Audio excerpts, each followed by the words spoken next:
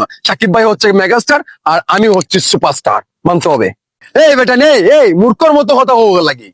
এই যে খেরের বুলা আছে না, এই খেরের বুলা বিচ্ছা আমি কিন্তু একটা সিনেমা করবো আমাদের খুবই মানে জনপ্রিয় একজন নায়িকা, আমার ক্রাশ, আমার স্বপ্নের নায়িকা দিঘিকে নিয়ে। আমি পারবো না? আরে ভাই এই খেরের বুলা যে আছে কমপক্ষে হইলে 2-3 কোটি টাকা বেচতে পারবো আমি। আমি একজন সুপারস্টার, আমি কাঙ্ক্ষিত সুপারস্টার শাওন মিয়া। আপনার কেন বোঝেন না? আমি সুপারস্টারে যদি এই কাজ না করতে পারি তাহলে করবেটা কে? করবেটা কে? আমি চ্যালেঞ্জ দিচ্ছি, আমার সিনেমা 2027 সালের ডিসেম্বরের শেষে কিন্তু মুক্তি পাবে।